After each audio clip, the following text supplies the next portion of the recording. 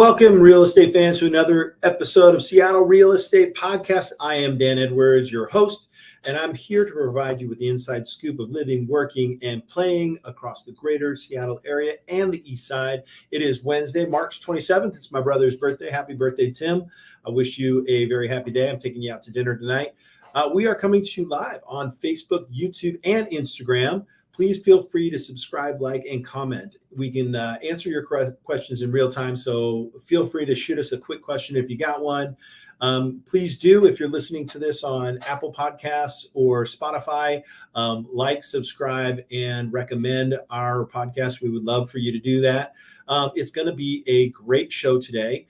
We are going to talk about what you need to know if you're thinking of moving to Seattle. So this is for those people that are outside of the area, looking to move to the Pacific Northwest and make Seattle area your home. We're going to give you some tips there. And during our Mortgage Moment segment, we're going to talk about how to use reverse mortgages in a home purchase with our good friend Tucker Maxwell. And then we'll be rounding out the show with one of our local businesses, Brandon Brockway of Key Home Inspections. We rely on him a lot for a lot of expertise when it comes to the wellness of your home. It's going to be a great show. So make sure you grab some popcorn, grab a notepad, and let's dive into our Real Talk segment right now.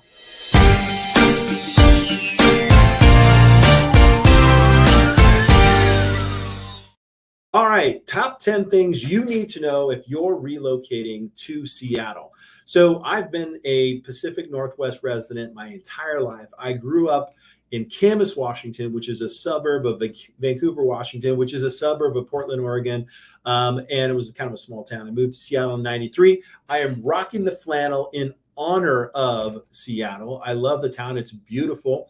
It is surrounded by lakes, mountains, and the Puget Sound. If you've ever, I honestly, I've been to a lot of different places, and I really haven't found a place that has the diversity and ecosystem that we have here in Seattle.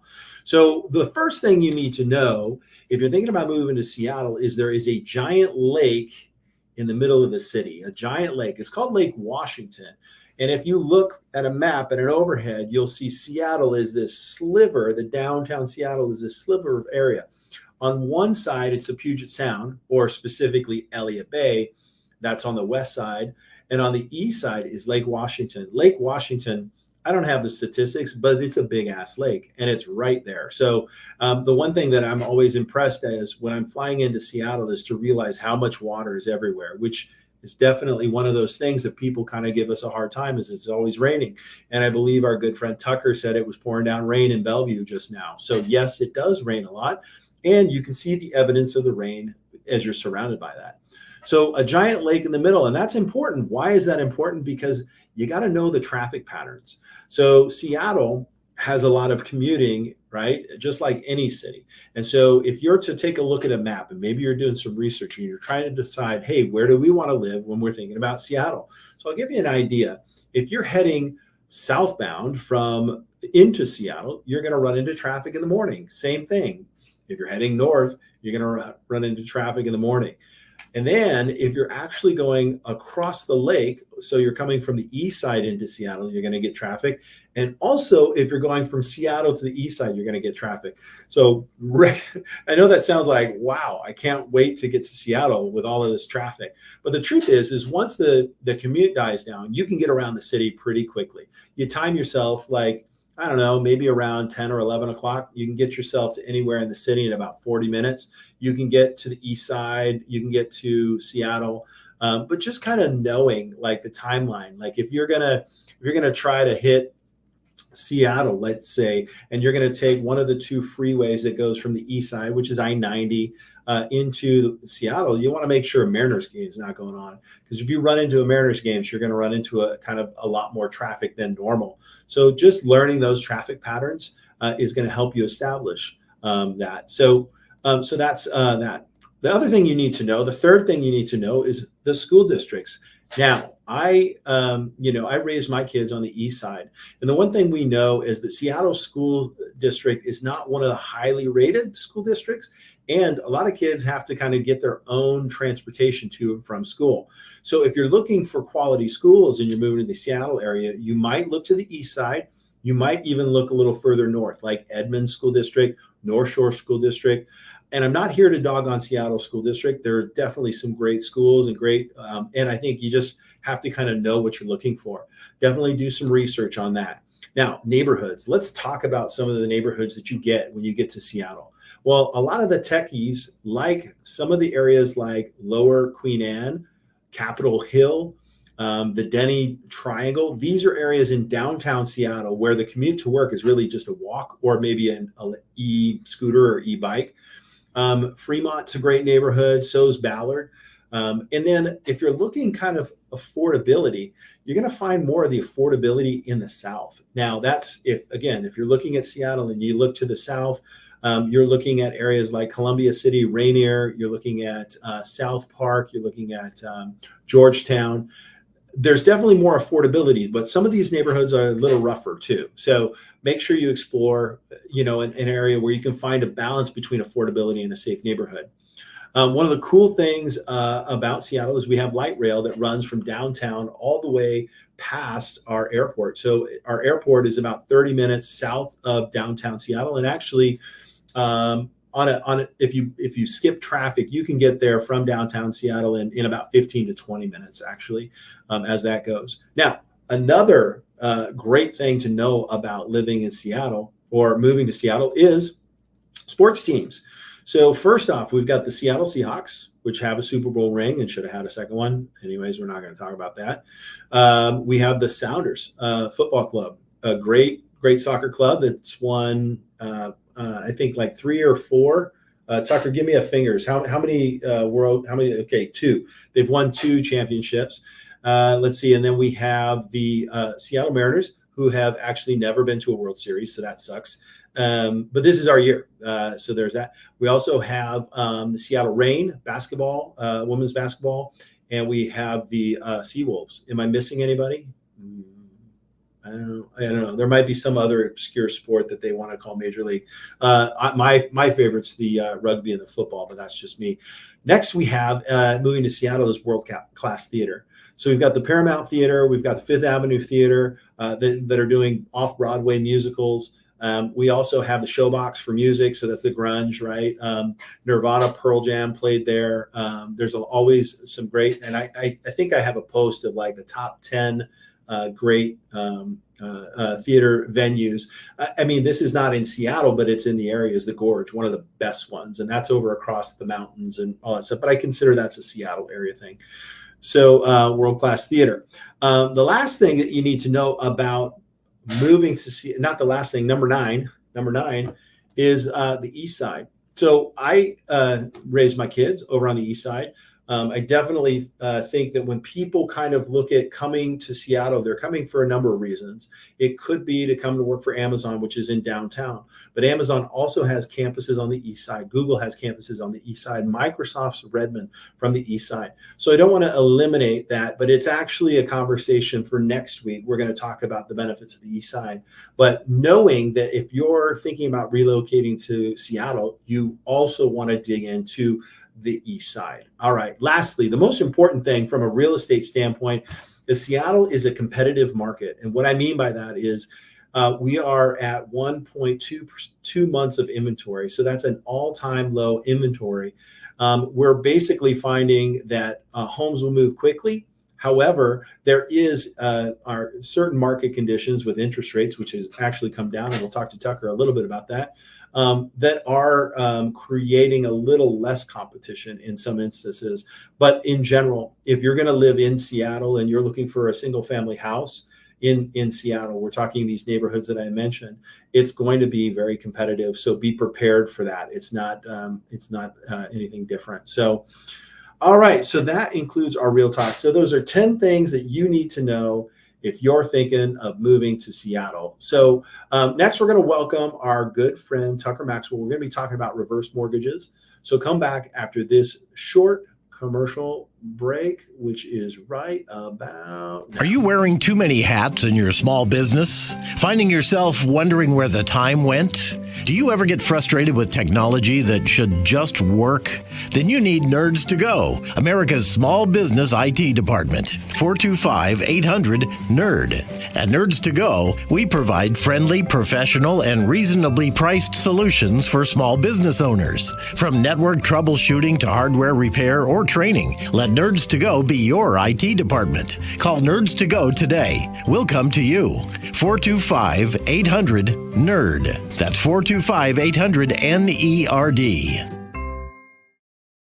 All right, welcome back to the show, Tucker. And before we get into your segment, anything you want to add there about what you need to know before moving to Seattle?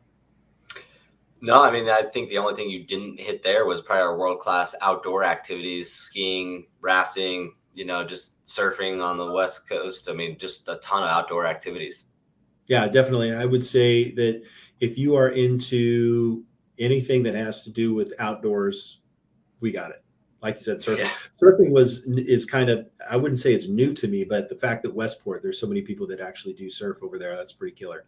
So yeah, that mountain biking is super big. So yeah. All right. So today's topic for our mortgage moment is on reverse mortgages. So let's just identify, what is a reverse mortgage? It's an equity conversion mortgage, which is, I think, a better, more understood term. It's using the equity in the home to create the terms of the loan and essentially allow that equity to work for you, and in a net effect, kind of sell the home back to the bank.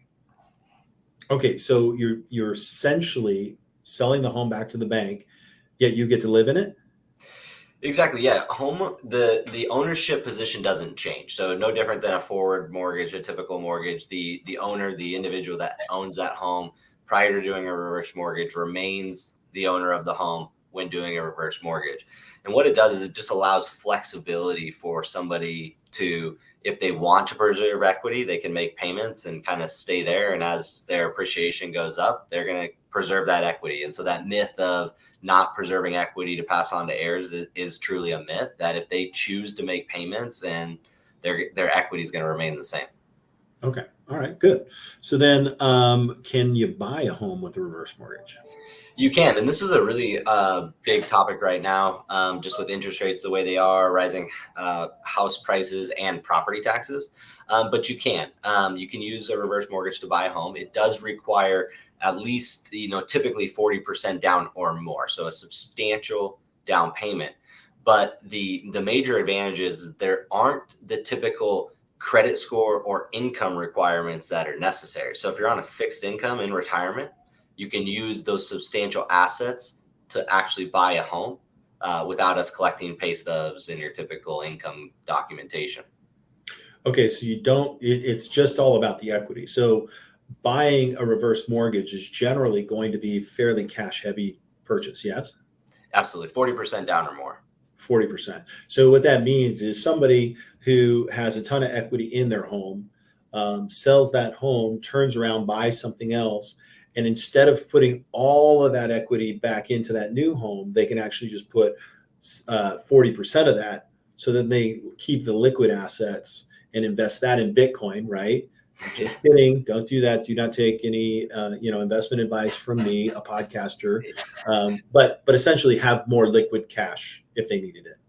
Exactly. And that's really the true value. It puts the power back in their hands. It allows them to live a more free life, to do the things that they love, and not be cash strapped to a big mortgage payment and all the other things that come with homeownership. Is it more expensive?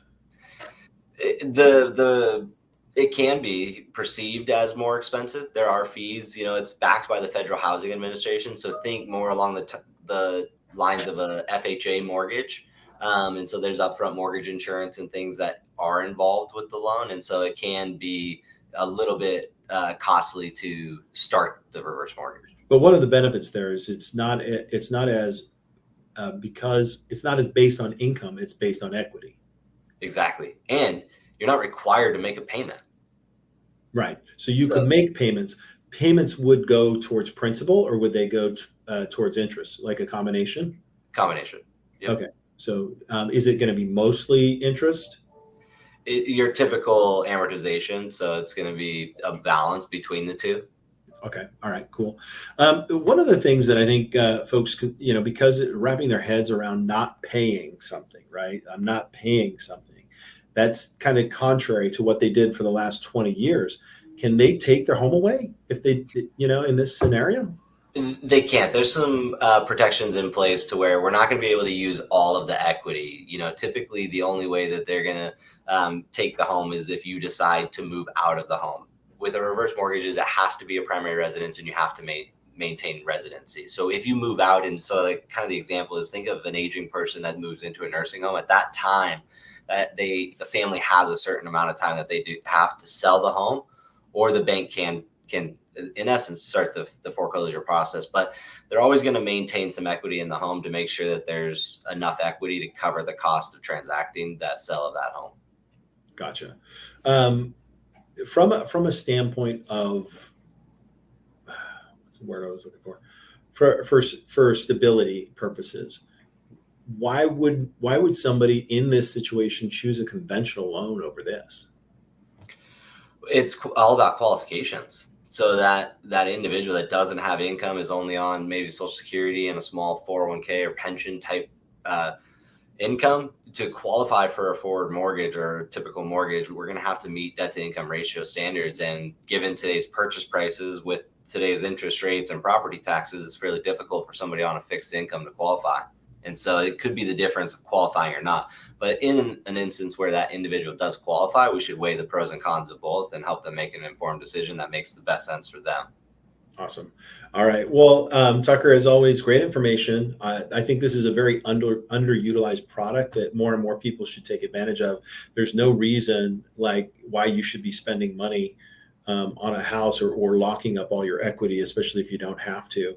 I suspect that you probably have to get buy-in of other family members, because they're also kind of going, well, wait, I wanted this big lump sum of cash when we sold your house after you died, right? In some cases, there won't always be equity left over after they pass away, right? Correct. And that's why with all reverse mortgages, it does require a counseling component to it. And so a third party counseling resource is going to talk to the individual, make sure that, one, there's no elder abuse here. We don't have a family member that's maybe forcing them into this, and really make sure that it makes sense for them and that they understand all of it. So that's what the really cool thing about this is they're going to check into that and make sure that this is the right decision. They're making the decision on their own, and that they, in fact, are making the decision and they're not being coerced into making it. Got it. All right. Well, Tucker, as always, you brought some great content. I really appreciate it. Thanks for coming on the show. All right. After this short commercial break, we are going to welcome in our good friend, Brandon Brockway-Ring. We're going to talk about roofs since it's raining out. So let's come back after this short commercial break. The pest stops here. Green City Pest Control is your full-service pest solution for all your pest control needs. With an owner with 32 years experience, a board-certified entomologist, and rodent specialist, we do it all. Bats to rats, crawl space, or attic. Call us and we will resolve your problem. 425-413-9700.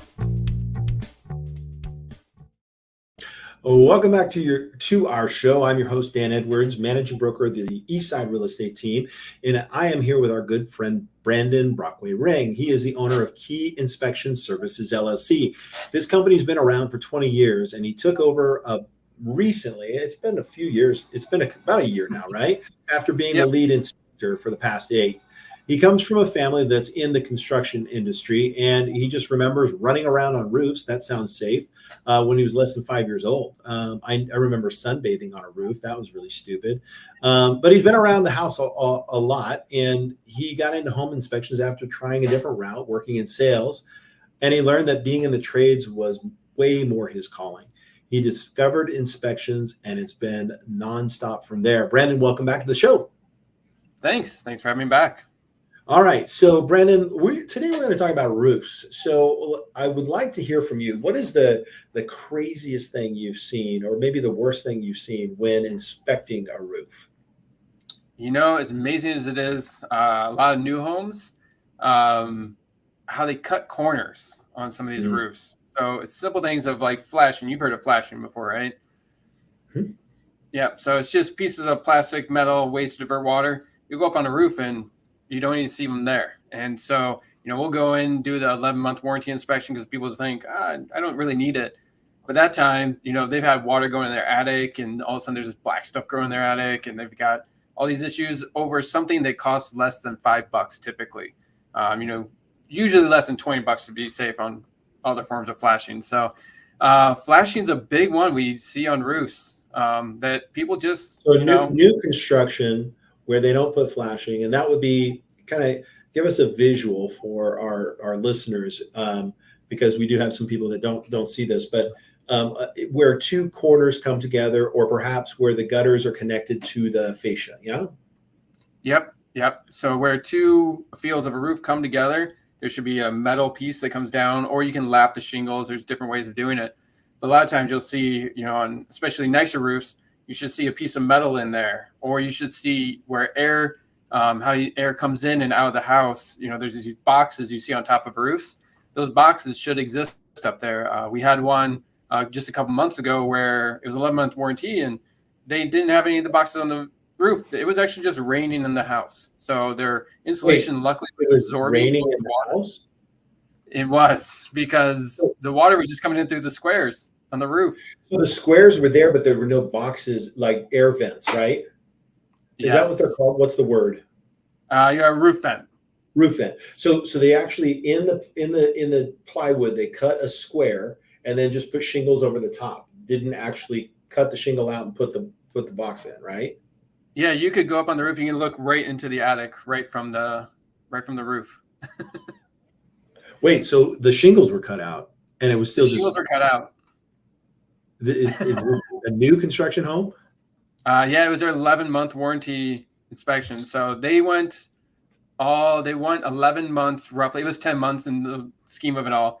They went with just big boxes of holes. When you were in the attic, you could see right where. Why are those holes on my roof? I feel like somebody would see that. Is that a high roof? 2 stories. You can see it from the road. As soon as I drove up, I was like, "Oh, I see my first problem." So, yeah.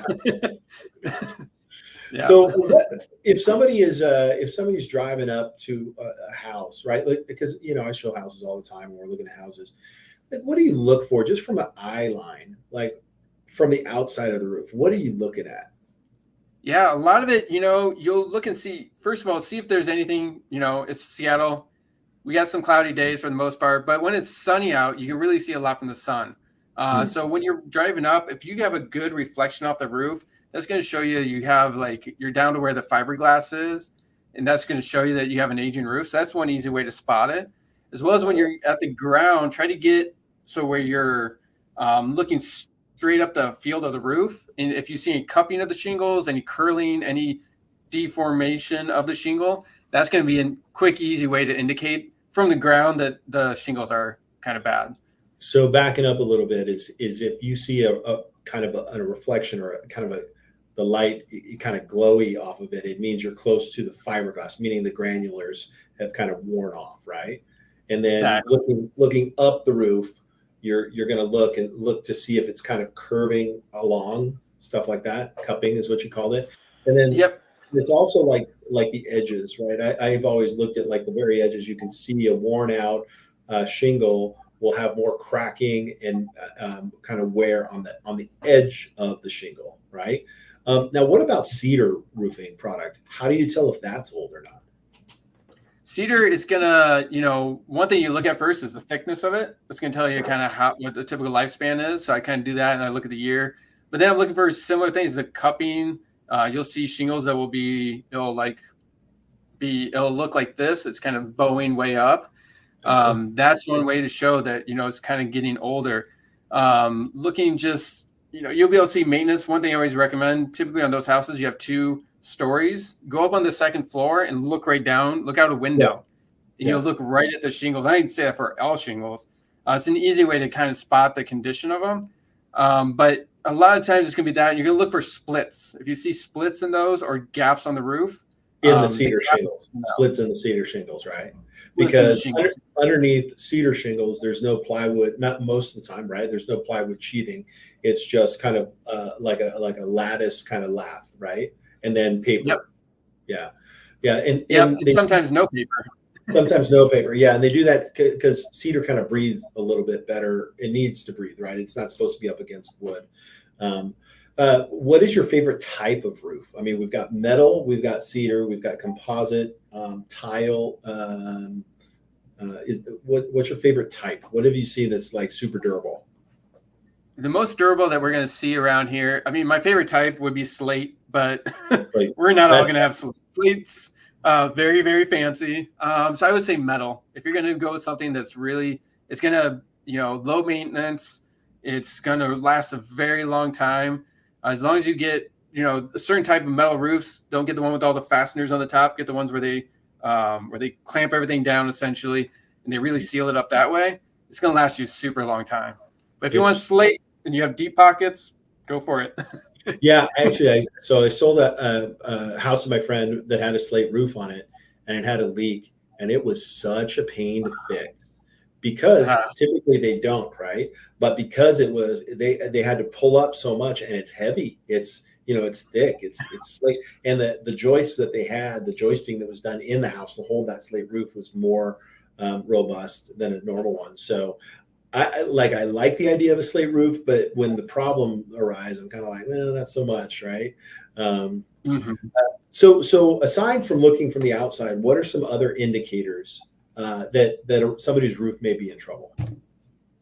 A lot of it, obviously look when you're on the inside. If you can pop your head into the attic, you're going to get the biggest story when you look in the attic. You can go look at a roof. I had one earlier today where those shingles themselves don't look like they're that bad of shape. Once I got into the attic, I was able to see a lot more. Another indication is if you walk around the house, look at what they call the soffit. So when you're looking at the underside of the roof that sticks out from the house part, that area right there, if you see staining, you see any kind of moisture coming from there, that's going to be another way to show you that the roof is kind of something's not installed right or something's kind of really done wrong. Like this house, for example, I think the roof was sliding off because they put one layer of shingle on top of the other layer, and you guys just see it sliding. The roof is The weight was basically pulling it down.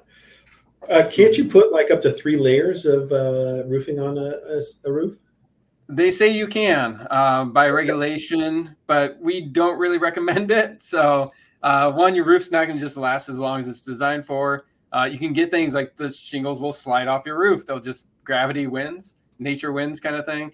And then it can affect your attic area as well. It's not going to breathe the way it should. So, affects multiple components of the home by just multiple layers. But they do say you can do up to 3. So, you're calling what you want to do, but it can get more costly in the long run.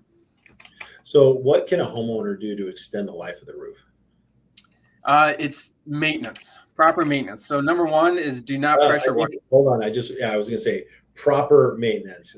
Yes, that's a big key right there. You want to do not pressure wash your roof. You are going to damage the roof, especially if it's an asphalt shingle roof. So it's got little pebbles up there that basically protect the roof called granules. And so there's something like that. But, really go up there. There's a powder they make in the Northwest. This is what we do because we have a lot of rain here. We have a lot of cloudy days that allow moss to grow. And that's the reason why people pressure wash their roof. Instead, get powder. Take the powder.